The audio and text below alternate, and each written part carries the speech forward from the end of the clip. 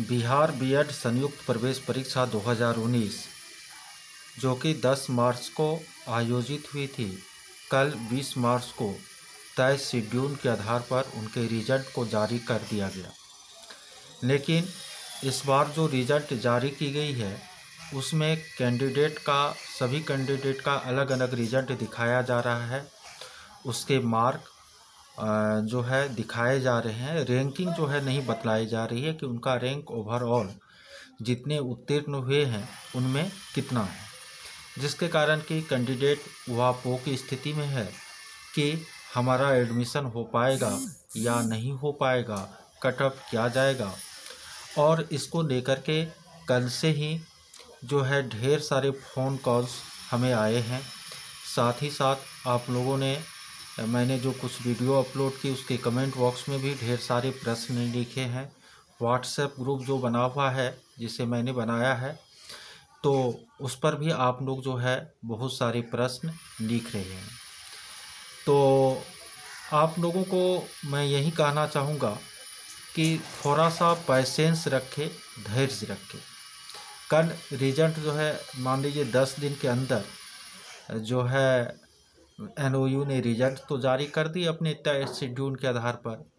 अब जहाँ तक रैंकिंग की बात है ना, तो मार्क के आधार पर रैंक का जो निर्धारण है और उसकी जो सूची है वह संभवतः जो है कल तक आपको अपलोड निश्चित रूप से हो जाएगी। अभी तक अपलोड नहीं हुई है, क्योंकि मैंने अभी तुरंत जो है साइट पर जा कर के चेक किया तो अपलोड नहीं हुई है। एक हेल्पलाइन नंबर भी है आपको एनओयू का, जो कि 10 बजे से 5:30 बजे तक आप उस पर फ़ोन करके इसके बारे में पूछ सकते हैं। ये नंबर है आपको 8826664010।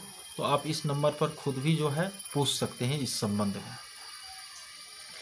लेकिन जो भी रिजल्ट आए हैं तो कल से लगभग 500 विद्यार्थी का मैंने रिजल्ट जो है कमेंट के माध्यम से और ग्रुप के माध्यम से, फिर पर्सनल फ़ोन कॉल के माध्यम से मैंने देखा है।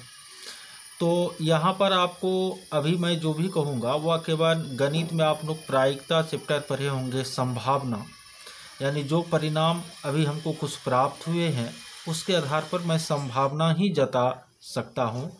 क्लियर, जब तक रैंक जो है एनओयू जारी नहीं करती है तब तक कुछ कहा नहीं जा सकता, क्योंकि आप लोग भी समझ सकते हैं कि कुल 65,000 विद्यार्थी उत्तीर्ण हुए, उसमें यूट्यूब पर कितने होंगे? वहीं 4,000 5,000 स्टूडेंट जो है वह यूट्यूब पर है, मैक्सिमम 10,000 ना। तो अब इतने ही स्टूडेंट के जो मार्क हैं वह यूट्यूब पर घूम रहे हैं आपको। अब शेष जो आपको 55,000 स्टूडेंट बच गया, उसके मार्क के बारे में किसे पता है कि उसको कितना मार्क आया है ना। इसलिए यह कह देना सीधे सीधी कि नहीं इतना नंबर पर जो है ये कट ऑफ चले गया, वो हुआ, तो मैं आप लोगों को झूठी जानकारी नहीं देना चाहूँगा। आप लोगों से यही कहूँगा कि कुछ पेशेंस रखें। फिर भी मैंने जो परिणाम हम देखे हैं ना उसके आधार पर वहीं गणित की प्रायिकता का प्रयोग करते हुए मेरा अनुमान है कि यदि आप किसी भी कोटि से हैं, 50 एबव मार्क है, तो किसी न किसी काउंसलिंग में आपको बुलाया जाएगा, एडमिशन का मौका मिल जाएगा। तो मेरा जो सोचना है वह मैं आप लोगों को बता देता हूं कि जैसे देखिए 65,000 रिजल्ट दिए, 35,000 टोटल बीएड की क्या है सीटें हैं। 65,000 में से 15,000 तो आप माइनस कर दीजिए, इसलिए चूँकि बहुत सारे स्टूडेंट हैं, 1 लाख 1.5 लाख रुपया फीस कम नहीं होती है ना। एक साथ इतने सारे फीस को जुटा पाना जो है बहुतों आर्थिक रूप से कमज़ोर जो छात्र है उसके लिए संभव नहीं है। तो 15-20 हज़ार तो यूं ही आपको छट जाएंगे, जो कि आपको काउंसलिंग में भाग नहीं लेंगे, एडमिशन नहीं कराएंगे। यानी आपको 50,000 स्टूडेंट बच गए जिसमें 35,000 सीटें हैं। तो अब आप का इसमें एडमिशन हो पाता है या कि नहीं हो पाता है, तो वह रैंक जब जारी होगी तो उसके बाद मैं क्लियरली आप लोगों को सारी चीज़ें जो है बता दूंगा ना। यदि कट ऑफ यूनिवर्सिटी देर से भी जारी करेगी तो मैं आप लोगों को निश्चित कैलकुलेट करके बता दूंगा कि आपकी कितनी संभावना बन रही है एडमिशन का। ठीक है, तो इस संबंध में मेरा यही उत्तर है। आप लोगों ने जो बार बार क्वेश्चन किया कि सर कितने नंबर पर जो है गवर्नमेंट कॉलेज मिलेगा, वो ये मिलेगा वो मिलेगा, मुझे इतने आए हैं, मेरा एडमिशन होगा कि नहीं होगा, तो इसके लिए आप लोगों को कल तक जो है वेट करना ही होगा। इसका क्लियरली उत्तर यही है। यदि 1000 बार भी हमसे पूछेगा तो मैं यही उत्तर दूंगा, क्योंकि कुछ मैं नहीं कह सकता, क्योंकि उससे विश्वसनीयता जो है वह ख़त्म हो जाती है ना, स्टूडेंट की, टीचर से, ठीक है, और यूट्यूबर से ना। तो इसलिए मैं कुछ नहीं कहूँगा, आप लोग थोड़ा सा वेट करें।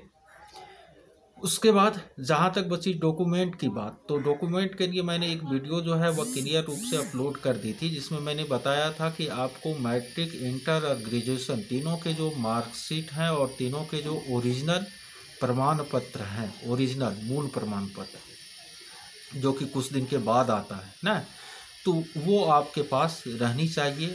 यदि मान लीजिए ग्रेजुएशन आपका हाल ही में फाइनल हुआ है ना, तो आपको अंक पत्र के साथ यदि प्रोविजनल लेकर के जाइएगा तो आपका काम हो जाएगा। वैसे यूनिवर्सिटी इसके लिए दिशा निर्देश जो है वह जारी कर देगी। और उसके बाद रेसिडेंशियल या आवासीय जो है वह पिछली बार जो एडमिशन हुआ तो उसमें एसेंशियल नहीं था, लेकिन आप बना करके रखिए, हो सकता है इस बार उसकी मांग की जाए ना, क्योंकि किसी भी कंपटीशन की परीक्षा में ना रेसिडेंशियल की मांग की जाती है, आधार कार्ड की मांग की जाती है, तो ये सब रहना चाहिए। लेकिन ऐसा नहीं है कि इसके बिना एडमिशन नहीं होगा। हाँ, फिर यदि आपको आरक्षण का लाभ लेना है ना किसी भी कोटि में, तो उस आरक्षण के लिए जो जाति प्रमाण पत्र है वह आपको निश्चित रूप से क्या करना होगा, तैयार रखना होगा। तो उसके बाद ही आपको आरक्षण जो है मिल पाएगी।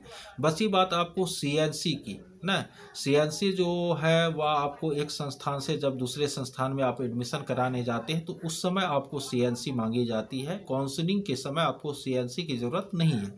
सीएनसी की ज़रूरत आपको मई महीने में पड़ेगी जब आप कॉलेज में एडमिशन कराने जाइएगा तब। तो उसके लिए समय है, उसके लिए उतनी घबराने की ज़रूरत नहीं है। तो ये तो हो गया डॉक्यूमेंट के ऊपर कुछ बातें। वैसे मैंने एक और वीडियो जो आगे पीछे बनाई थी आपको कुछ दिन पहले, तो उसमें मैंने सारा चीज़ जो है बतला दिया था।